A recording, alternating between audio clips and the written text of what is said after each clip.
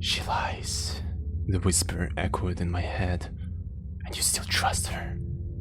I couldn't feel anything, my senses frozen in time as I gazed further into nothingness. But despite not seeing anything in particular, I couldn't stop staring ahead as the voice continued whispering in my ear. Your mistake shall cost you your sister's life. I immediately woke up in a cold sweat, clutching at my chest. Hey, Lily muttered, lifting herself off the ground. Are you alright? Yeah, I'm fine, I stammered, barely ensconced in the rags and old clothes we had managed to steal on the way. Lily and I settled down. We were lying in the middle of the woods, barely sheltered from the recent rain under a large tree. The moonlight faintly shone through the dense crown of trees as the cold autumn wind blew the fallen leaves away from us. Lily kept staring at me with worry, yet I couldn't say anything else to her. Of course I was not fine. These past few days of constant hiding and running sucked all life out of me. I wasn't the only one dealing with this though. It pained me to see Lily in a state similar to mine. Lily looked as if she wanted to say something, but I already knew everything she was thinking about. It's fine, really, I'm just a little tired.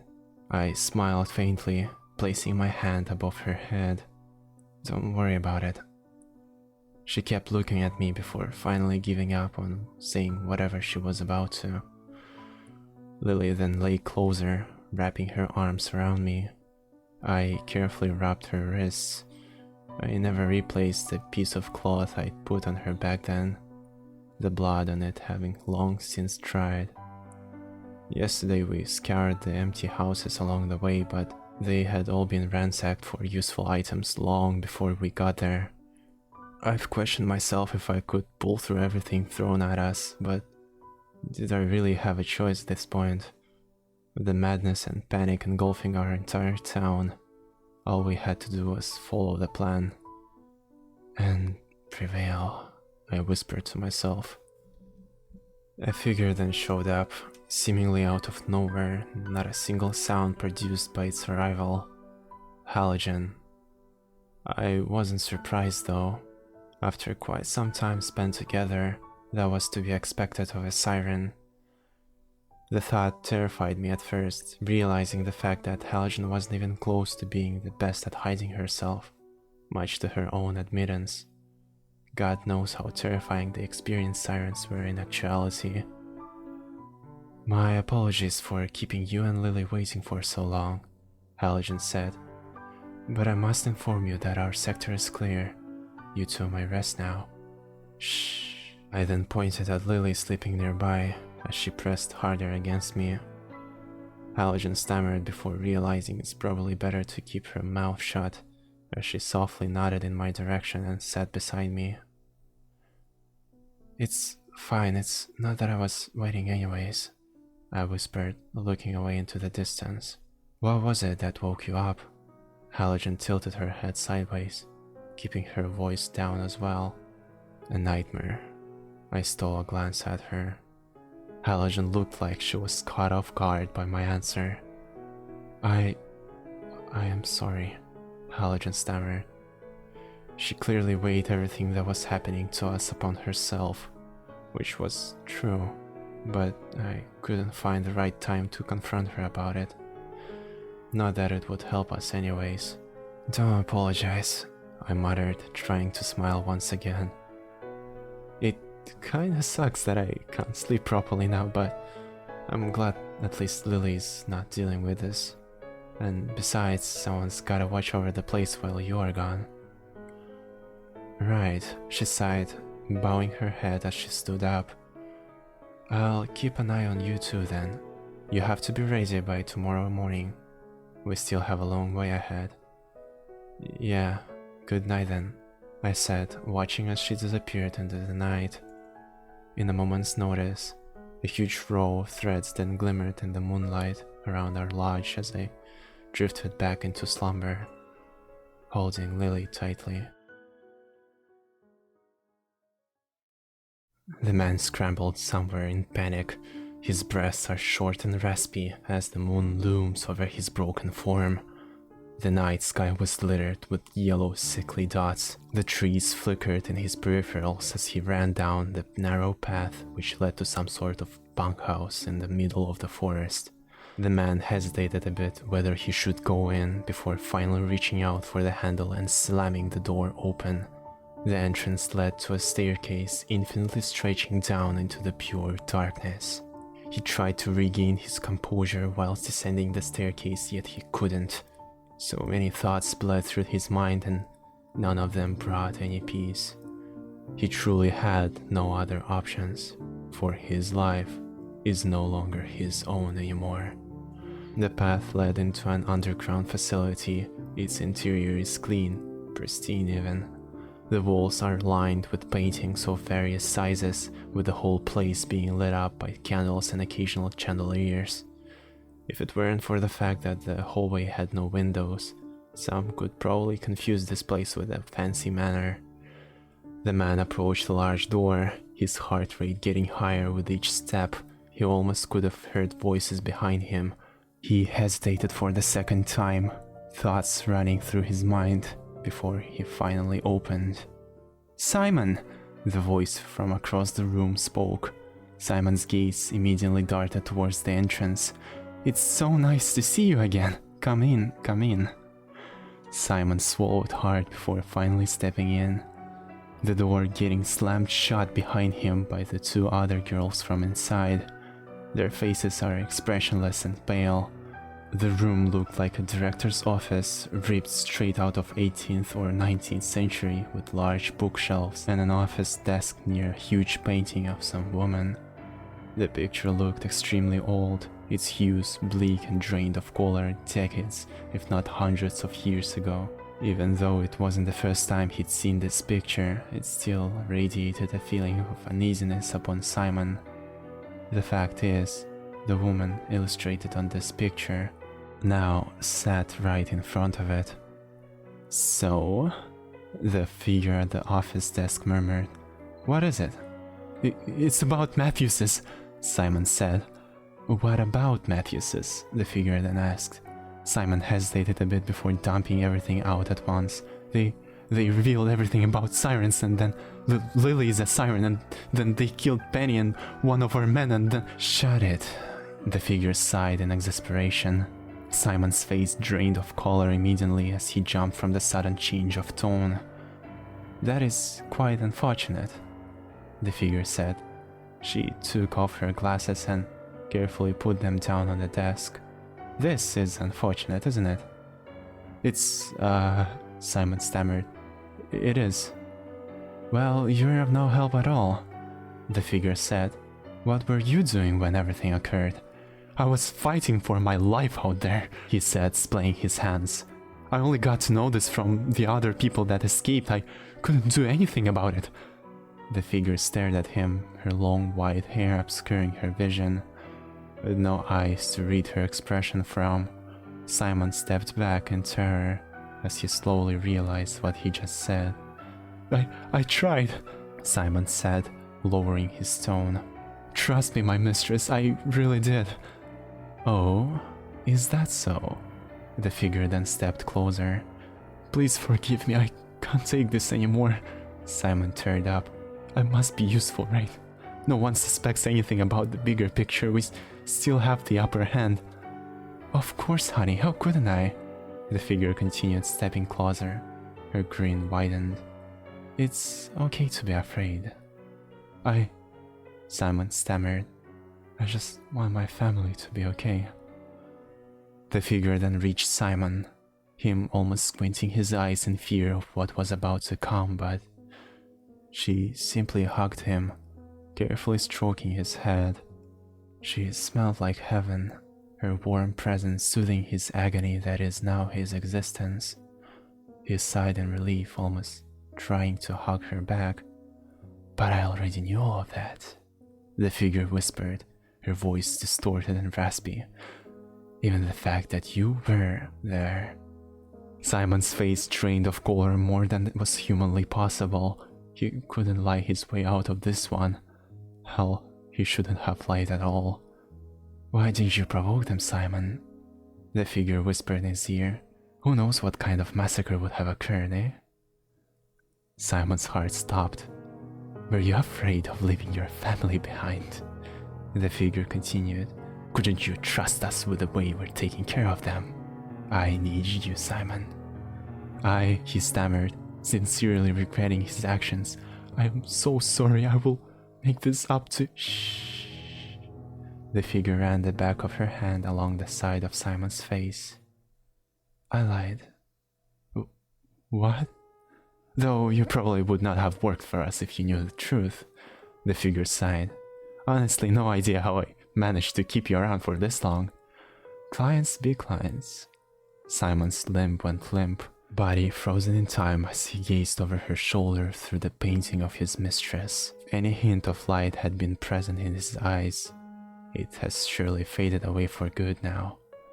Suddenly, the figure kissed him violently, tightly grabbing him by his collar. He then fell on his knees, coughing up black saliva, glancing at his mistress standing nearby. Her form rises well above Simon's gaze as she looks down with a twisted siren grin splitting her face in two. We did, however, feed you the two of your daughters at some point, the figure said. So don't feel too bad about your loss, for you had reunited with your family quite some time ago. Simon stared back at the figure, violently twitching as he reached out for her leg. As for your wife, the figure sighed, now smiling with her human face. Can't believe someone would be able to cook humans so convincingly that our clients wouldn't even be able to tell the difference. That's a real talent, you should be proud. Go to hell, Simon uttered through the black tar. The mistress then turned away, slowly stepping towards her desk. Oh, honey, where did you think I came from? She laughed, her grin widening.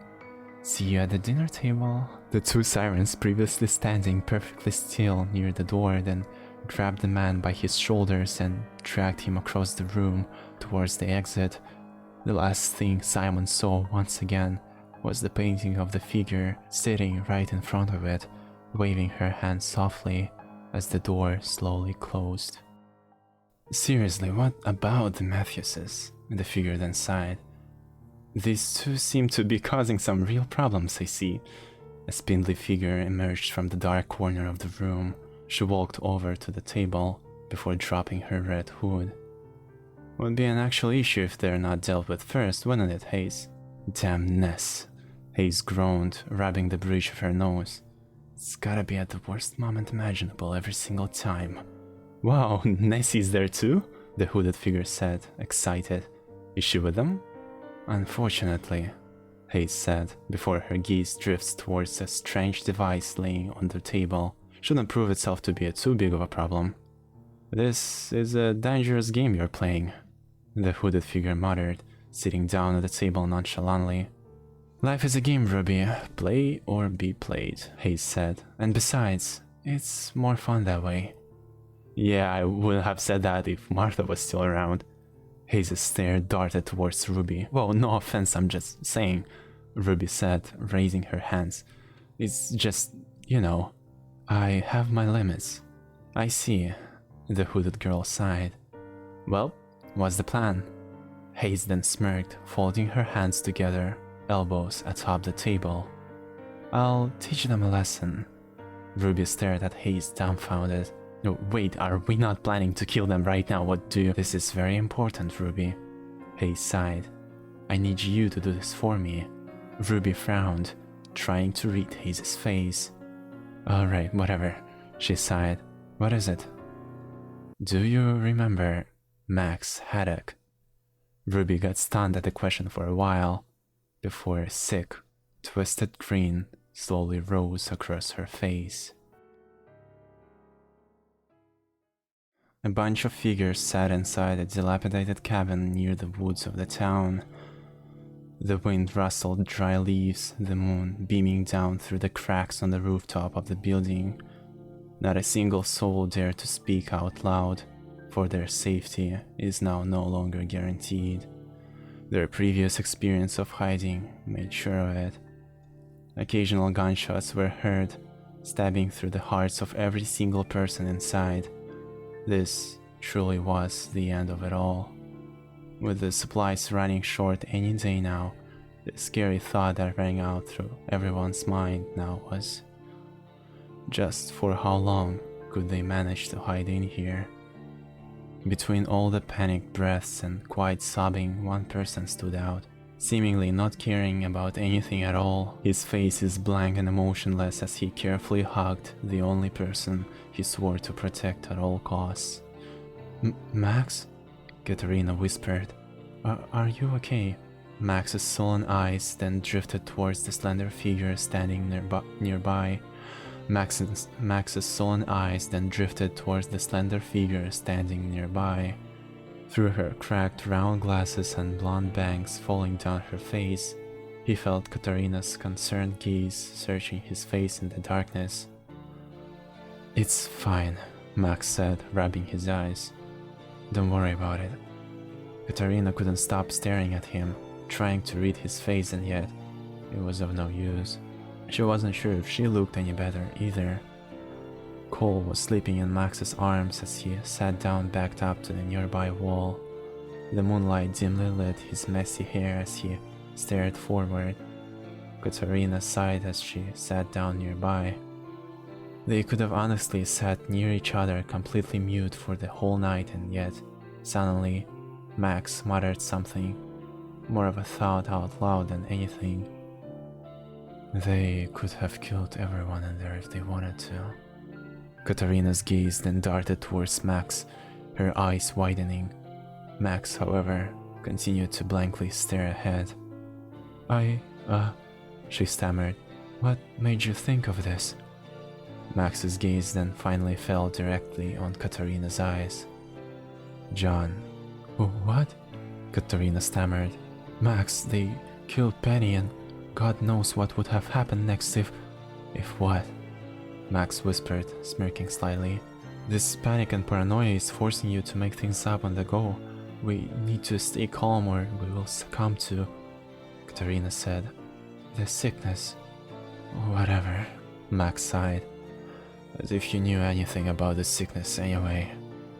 A few gunshots rang out in the neighborhood once again. Katarina flinched immediately, desperately trying to keep her voice down, but Max, he didn't move, didn't blink, didn't do anything at all. As if he had already gotten used to it. Katarina stammered. I've heard. Just shut up, Katarina, Max groaned. If you were to make note of anything that has occurred, please do me a favor and at least consider verifying your sources from now on. Katarina stared at Max for a bit, before frowning and adjusting her glasses. Jackass. No wonder it was you who gave the gun to Sarah. You're just a sociopath, aren't you? Oh, that's right, I'm the villain now. Go tear me apart or something. You're not painting a very good picture of yourself, Max, Katarina said. Alright, do I get bonus points if I act like I care? How are you so insufferable? Katarina said. You were the one to start speaking. Max fell silent. It's not quite apparent if he's irritated or angry or sad. Perhaps it really is all of the above. But the deafening absence of the conversation those two once had felt uncomfortable. Max's gaze, as usual, is focused on nothing. Katarina carefully hugged her knees. She was looking at the rooftop of the cabin. Quiet sobs and whispering echoed throughout the room. I'm sorry, Katarina stammered. I didn't mean to. Suddenly, more gunshots, real close this time. The cabin shook a little, the shrouded crowd desperately trying not to panic at the moment. Loud footsteps surrounded the cabin, flashlight beaming through the cracks in the poorly blocked windows. Katarina closed her mouth with her hand, shivering in fear.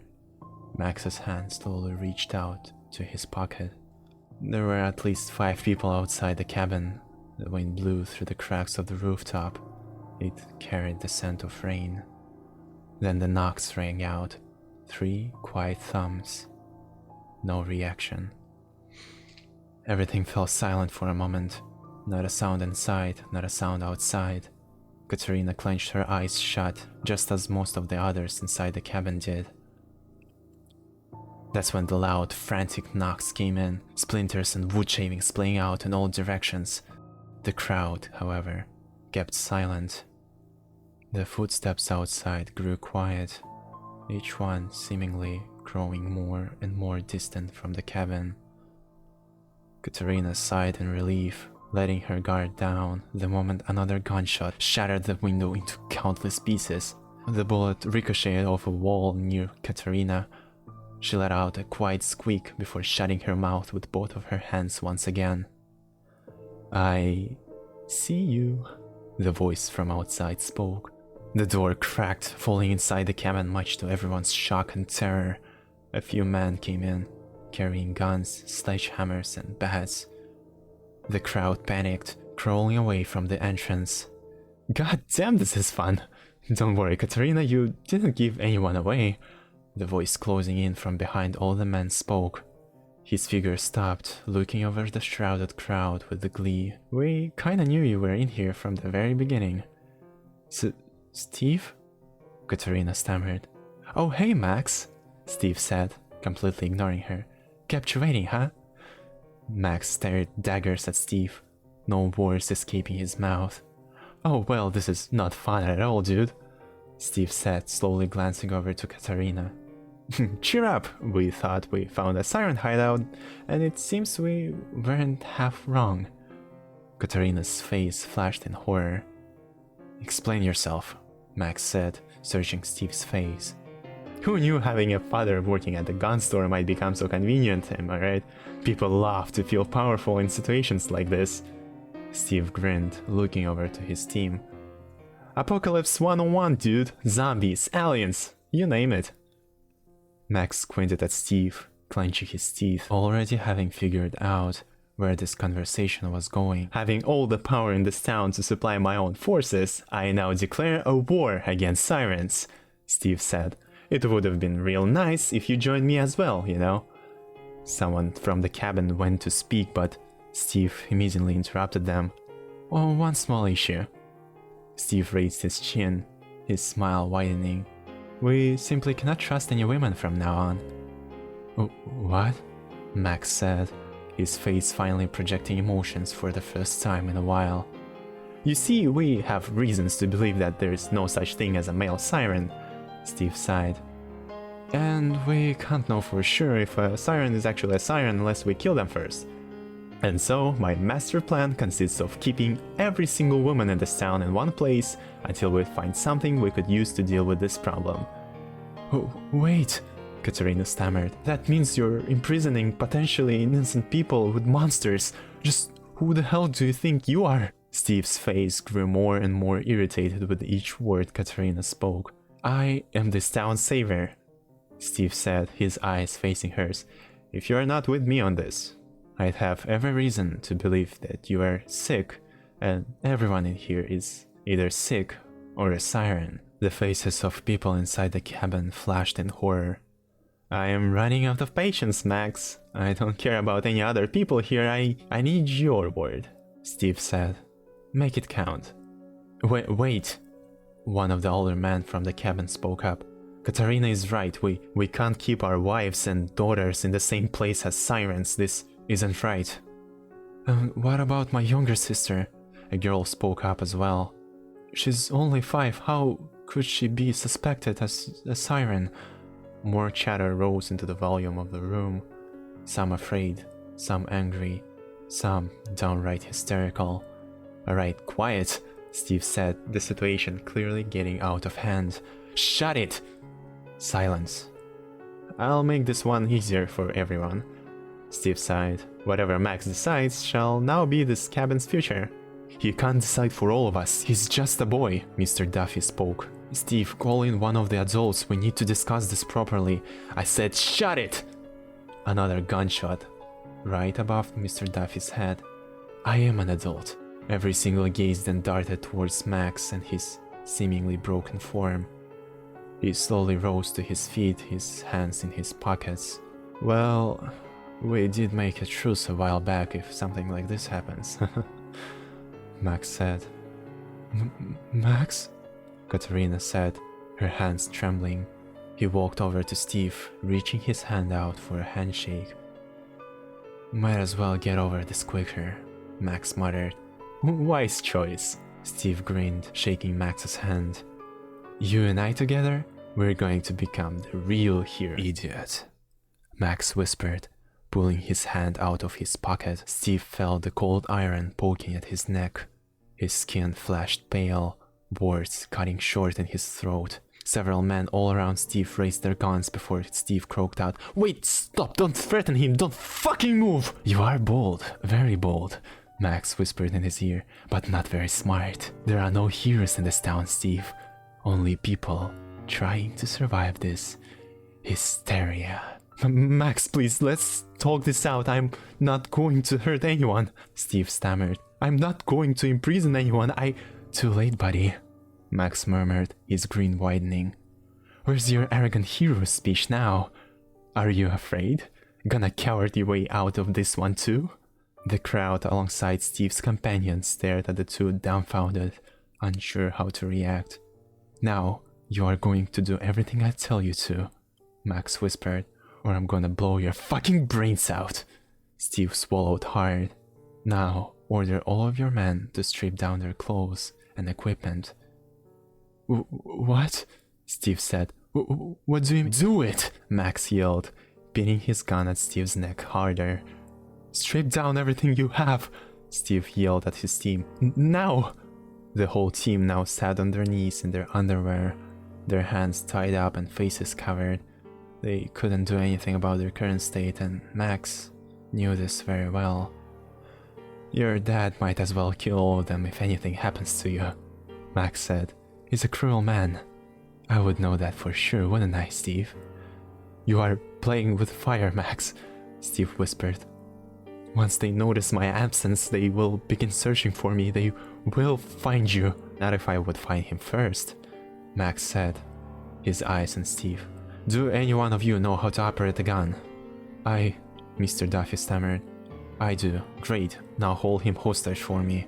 Max gave the gun to Mr. Duffy. Steve's face grew more horrified as each word reached him. Wait! Steve glanced at Mr. Duffy. The person Steve had deemed as someone not worth having to spend time on was now staring daggers at him, practically burning a hole through his eyes. The person who had already lost his daughter to sirens. Whatever Steve was about to say next died in his throat. Max reached into someone's backpack, writing something down quickly after. Order one of your men to get back to your base, wherever it is. Steve stammered. I can't. Mr. Duffy then hit Steve on the head with the grip of his gun and got him on his knees, the barrel now pointing directly between Steve's eyes. Alright, fine, Steve said, turning his gaze towards his team. Max carefully put the hand note into one of the hostages' hands. You heard him. Go! What are you doing, Max? Katerina said. What the fuck is happening right now? The house creaked as the people inside started tying Steve up. Mr. Duffy was giving his orders left and right, displaying his hands out in all directions. I am tired of not doing anything. Tired of waiting for our imminent demise, Max said. I have questions that need answering. We have enough equipment to relocate everyone right now, but we have to be quick, Mr. Duffy said. I have a feeling it might rain very soon. That doesn't explain anything, Katerina stammered. What truce? How did you... Where do you think I got a gun for Sarah from? Max sighed. Steve is our warrant for safety as of now, but we should trade him for something more useful later. So that's what the note was for, Katerina sighed. But what now? Pack your stuff, Max said, taking Cole by the hand. And find yourself a weapon. We'll talk about everything later. The crowd shifted towards the exit, backpacks filled with guns and other weapons. As the last beam of moonlight became obstructed by heavy clouds, Max glanced at the sky, whispering to himself, "We will meet again soon, John."